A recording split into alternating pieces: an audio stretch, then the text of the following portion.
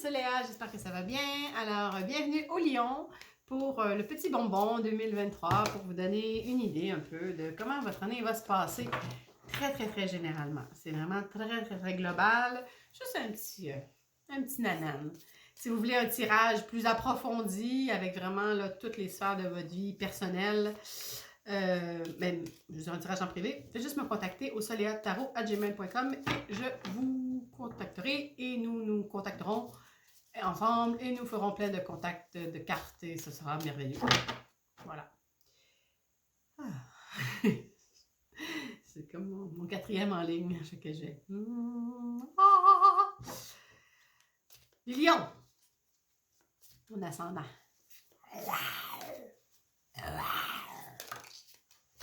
On a un chapeau qui est sorti tout de suite.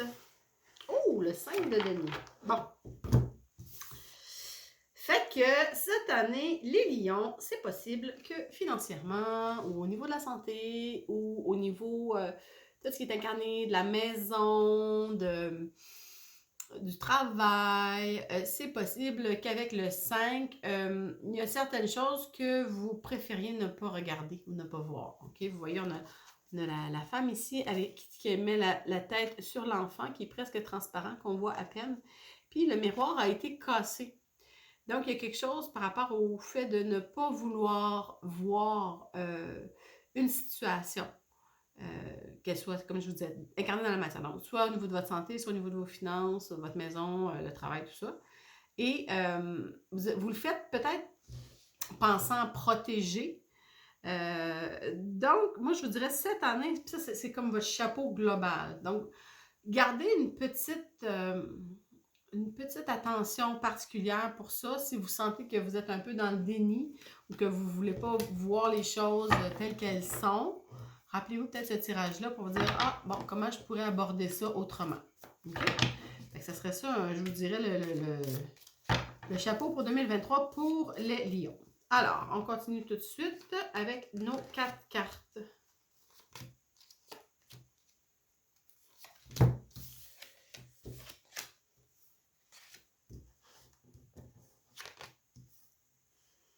Bon. Alors.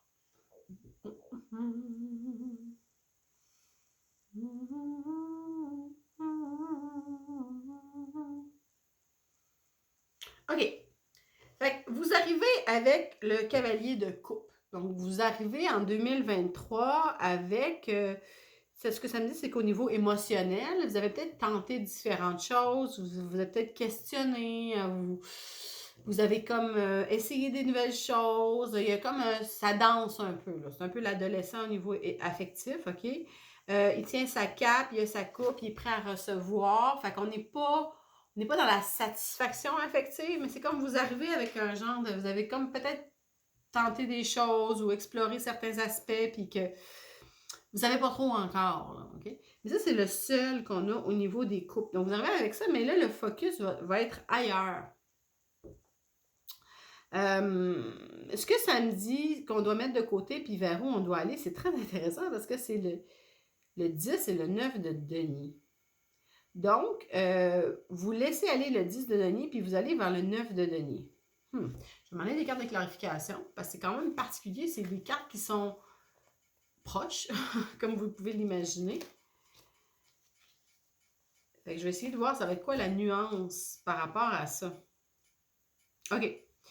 Par rapport au matériel, peut-être vous vous rappelez tantôt, je vous disais le 5 de denier, il y a peut-être des choses que vous ne voulez pas voir, que bon. Ben, le 10 de denier, on a l'homme très respectable, là, ici, là, avec la barbe blanche, tout ça. Il y a son chien, il y a le 10 de denier. Le 10 de denier, il représente souvent Oh, j'ai... C'est sur la chaise en face de moi, j'ai accroché ma caméra. Fait. Je fais attention de ne pas trop m'épivarder. Donc, lui, le 10 de denier, comme je pense à mon autre jeu de tarot, c'est une carte qui est établie au niveau des finances. C'est comme si ce que ça me dit, c'est vous êtes établi, il y a une famille autour de nous, on célèbre, on reçoit, on est là. Une carte assez pleine d'elle-même.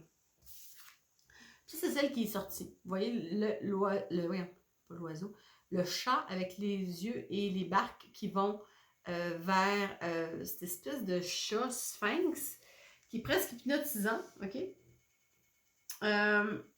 Donc, j'ai l'impression que vous avez peut-être perdu, au niveau de vos finances, là, c'est comme si vous aviez perdu, vous avez été un petit peu aveuglé ou disons que vous avez mis votre focus sur quelque chose qui vous a hypnotisé, qui vous a fasciné. Il y avait vraiment comme une fascination qui était là, puis vous aviez l'impression que vous alliez vous asseoir là-dedans, puis que ça allait être ça.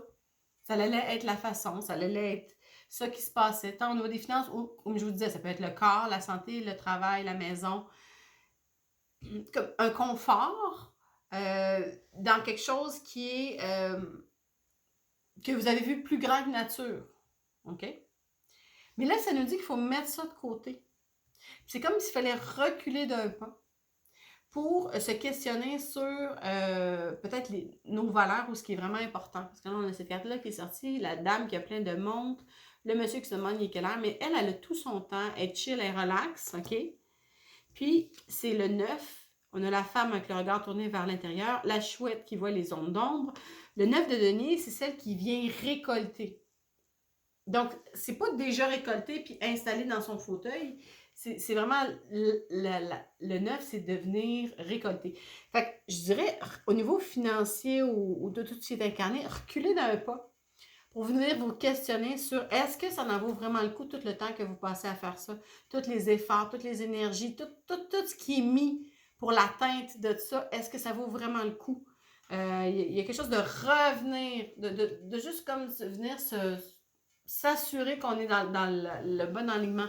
Puis elle, ici, sur son épaule, elle a sa chouette.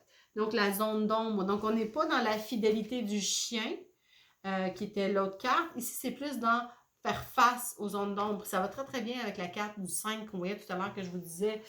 Voir les choses telles qu'elles sont. Peut-être que vous aviez un super beau projet, puis que là, vous êtes « Oh, ouais, ça va marcher, ça va marcher. » Puis là, finalement, peut-être qu'il faut réévaluer les choses. C'est ça que je vous dirais.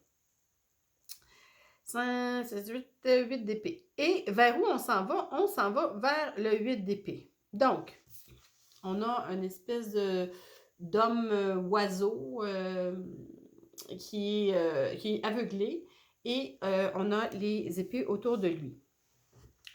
Le 8 d'épée, il y a la notion de ne pas savoir où ce qu'on s'en va. OK? C'est un 8, c'est une carte de puissance, mais c'est une carte aussi de... C'est comme si de faire ce travail-là, après ça, c'est possible que vous sentiez que le mental, vous ne pouvez pas nécessairement savoir ça va être quoi la prochaine étape. OK? Puis vous vous sentez un petit peu envahi. On va aller voir un conseil pour ça. Effectivement, vous ne savez pas. Vous voyez, là, on a la girafe qui est en haut. On ne voit pas sa tête. Il y a un poster. Il y a un poster qui dit sa tête ressemble à ça, mais on ne la voit pas. Fait que le fait de reculer, de regarder la patente, de réévaluer selon votre horaire de temps, selon l'énergie que vous y mettez, puis tout ça, ça vous amène dans une posture un peu de ne pas voir qu'est-ce qui s'en vient, mais c'est comme s'il faut faire confiance. Il faut quand même y aller. Faites confiance à votre mental, il vous envoie dans la bonne direction, mais c'est normal que vous ne voyez pas nécessairement le résultat tout de suite. Donc, il va y avoir vraiment un travail d'adaptation pour se rendre vers l'objectif qui est de voir la tête de la girafe, finalement. Mais je vous dirais, mais je repense encore au 5, de ne pas avoir peur. C'est comme s'il fallait réévaluer pour mieux s'enligner, puis on continue sans trop savoir ça va être quoi la suite des choses. C'est ça que je vois pour vous cette année, les lions. Et je vous souhaite sur ce une belle année 2023 et plein d'amour, plein de soleil.